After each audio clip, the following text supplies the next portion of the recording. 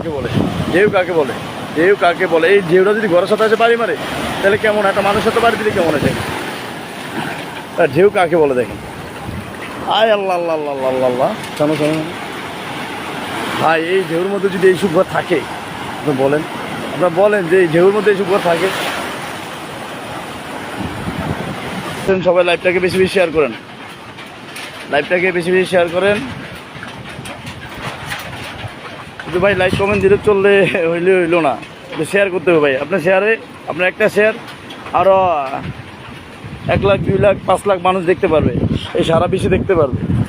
আপনি একটা লাইকে কিচ্ছু আসবে না, আপনারা শেয়ার করেন ভাই। আপনার যতক্ষণ ফ্রেন্ড আছে সবাই দেখুক, আর তাদেরকেও বলেন যারা এই ভিডিওটা দেখতেছে সবাই যেন শেয়ার করে ভাই। আমি অনেক রিক্সের মধ্যে আসতেছি দেখেন, আমি কিন্তু এটা ভাঙা ঘরেতে দেখেন এখানে দমা কিন্তু ঢেকে উঠতেছে, দেখতেছে।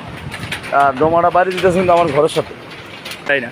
কেন বলবেন আবার যাই না, আমরা এই নদীর সাথে আমাদের বসবাস, এই জন্য আমরা নদীকে নিয়ে সবসময় ভরসা করে থাকি যে নদী আমাদের কোনো কিছু নেবে না, আমাদের আশেপাশে যা কিছু হালকা কিছু ক্ষয়ক্ষতি হবে।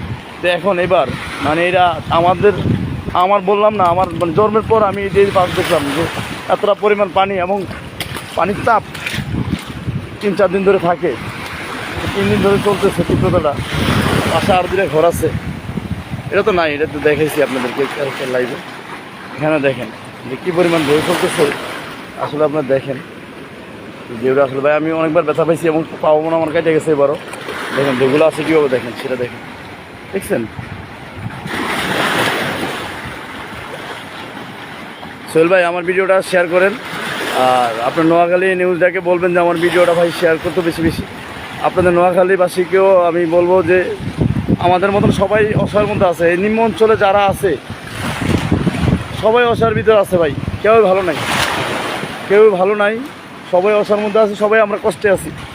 আমাদের থেকে আমি দেখছি আরও বেশি ক্ষয়ক্ষতি এবং অনেক মানুষ মারাও গেছে বন্যাতে, সেটাও আমি দেখলাম। একজনকে বাঁচাতে যে একটা মানুষ হারিয়ে গেছে। যদি আমাদের এদিকে এরকমটা ঘটে নেই আল্লাহর রহমতে, তারপর সবাই দোয়া করবেন যে আমাদের এরকম না হয়, সবাই যে আমরা সুস্থভাবে থাকি। দেখেন আসলে আপনাদেরকে দমাটি দেওয়াইতেছি যে আসলে পানির চাপটা কতটা বেশি আর কীভাবে ঢেউগুলো আছে দেখেন। আর আমার সাথে এসে এই গাছগুলো বাড়ি মারে দেখেন ভাই। লাইভটা যারা যারা দেখতেছেন বেশি বেশি শেয়ার করেন, লাইভটি শেয়ার করেন। আমার আগের লাইভটি কেটে গেছে, আমার এমবি ছিল না, আর আমার ফোনে চার্জও একদম বেশি নাই, কেননা আপনারা জানেন যেটা লাইভ দিতে গেলে কতটা পরিমাণ চার্জ লাগে, আমার ফোন ততটা পরিমাণ চার্জ নেই। তারপর আমি যতটুকু পরিমাণ চার্জ আনছি ততটুকু পরিমাণ আপনাদেরকে ভিডিও আমি দিতেছি। আপনারা সবাই দেখেন, আপনি সারাদা বাংলাদেশের মানুষকে দেখার মতো সুযোগ করে দেন।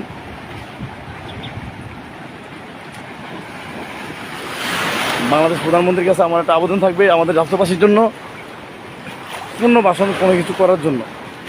না ঢালচরের 3,000 মানুষ যারা এখন বর্তমানে স্থগিত আছে, তারা কোথায় থাকবে? আমরা যে একটু যে জায়গা নিয়ে থাকবো ওইরকম কোনো পরিবেশ নাই, ওইরকম কোনো অবস্থান আমাদের কাছে নাই, কেননা আমাদেরকে কেউ জায়গা দিতেছে না, এই বন বিভাগ আমাদেরকে জায়গা দিতেছে না। আমরা কোথায় যে থাকবো ঢালচরের মানুষ, এমন কোনো জায়গা নাই আমাদের, মানে থাকার মতো কোনো স্থান নাই।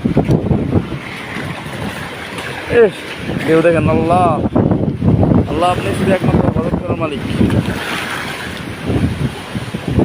মাথা শীতগুলো ভাই অনেক বেশি, অনেক।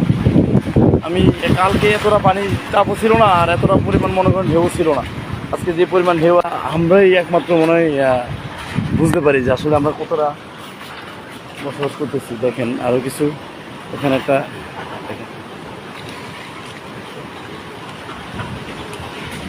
আমার বাবা সহ আমার এক বোন পাশের ঘরের, এই যে যার ঘরটা ভেঙে গেছে, রফিক কাটারু, ওই ভাইয়ের ঘরটা একটা সুতা নিতে পারে না ভাই। এই ভাই আমার পাশের ঘর, এবং যে আমার পাশের ঘর, আমার পাশের ঘর, এইটাও পাশের ঘর, আর এইটা হলো আমার নিজের ঘর, আর উনি হলো আমার বাবা, উনি হলো আমার পাশের ঘরের এক বোন, ঠিক আছে? আমি আরও কিছু দেখাইতেছি আপনাদের, কিছু নদীর ঢেউ দেখাই। আমি অনেক রিক্সের মধ্যে যা দেখাইতেছি আপনাদেরকে, যা স্বাভাবিক কোনো কী দেখাবো আপনার ঘরে। দেখেন দেখেন শুধু ওই যে ভাতের মেসকি বলে ওইটাই আছে, মনে পাতিলারি কিচ্ছু নেই ঘরের মধ্যে। দেখেন এটা আমার পাশের ঘর, বাবুল কাকার ঘর। উনি একজন ব্যবসায়ী ছিলেন এবং ব্যবসায়ী আছেন। উনি এই দোকানে মানে বাড়ির দোকানের মালগুলো সব বাসায় নিয়ে আসছিল, একটা মালও রাখতে পারেনি। হিসাব করছে বাসায় সেফ আছে দোকান থেকে, কিন্তু শেষ পর্যন্ত ওই মালগুলোও নেই। এই গাড়ির কাঠপালা ছিল, কাঠপালাগুলো মোটামুটি সেভ করতে পারছে, কিন্তু বাড়ি ঘরে যে মালগুলা কোনো কিছু চেপে নেই, সবগুলোই মনে করেন নিয়ে গেছে। ভাই ভিডিওটা শেয়ার করেন, শুধু দেখলে তো হবে না ভাই, আরও 10 জনকে দেখান, দেখার পর শুধু করবেন। দেখেন আজকে ঢেউ দেখেন, আর আজকে বাতাসের তীব্রতা দেখেন।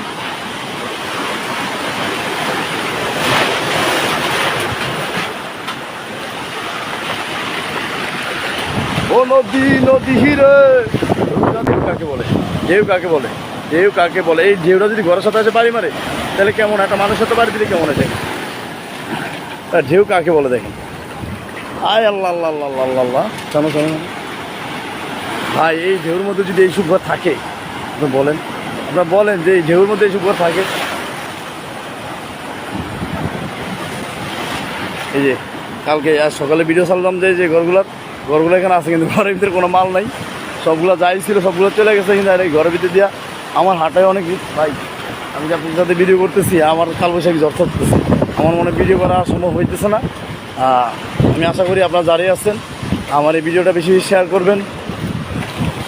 ভাই আমি লাইভে যাইতে মন চাচ্ছে না, তারপর আমি না যেতে পারতেছি না, কেননা আমার আর ভিডিও করা সম্ভব হইতেছে না। এখানে এত পরিমাণ ঝড়, কালবৈশাখী ঝড়।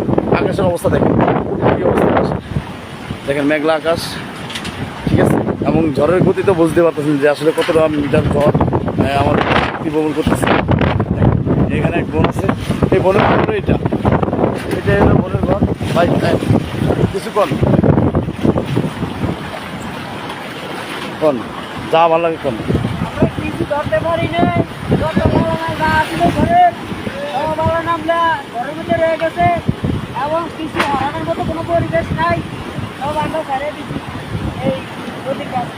আমরা ওই খাওয়ান টাউন ঠিক মতন কি পাইছেন? চিরা টিরা আপনার কোনো খাবার টাবার কোনো ব্যবস্থা করছে? আমরা কিছু এই মুড়ি পাইছি আর বিস্কুট পাইছি, এই হালকা পাতলা এই খাবার পাইছি, আর কিছু খাবার পাইনি। আমাদেরকে কোনো বড় কোনো খাবার দেওয়া হয় নাই, সেই জন্য আমরা কোনো বড় কোনো খাবার পাই নাই। কেননা আমাদের এখানে বর্তমানে যাই আসিল আমাদেরকে তা দিয়ে হেল্প করতেছে, কেননা ওইরকম কোনো ব্যবস্থা নাই যে আমাদের কোনো খাবারের বড় কোনো অ্যারেঞ্জমেন্ট থাকবে বা আমাদের জন্য ডেকোরেশন করে আমার খাওয়াবে। আমরা যতটুকু আমাদের খাবার কিন্তু আমরা ততটুকু পাইতেছি না। আশা করি যারা আমার ভিডিওটা দেখতেছেন তারা একদম প্রধানমন্ত্রীর গাছতলায় পৌঁছাবেন, কেননা এই অসহায় মানুষ কোথায় যা থাকবে ভাই, একবার চিন্তা করে দেখছেন যে এক পুরো জায়গা তার পাততলা না থাকে ভাই, সে যে কতটা অসহায় থাকে ভাই, সেটা আপনার একটা পথচারী মানুষ দেখলে বুঝতে পারবেন। একটা পথচারী মানুষ দেখলে বুঝতে পারবেন। ভাই ঢেউ দেখেন, জীবনে কি দেখছেন ভাই? শহরে তো সবাই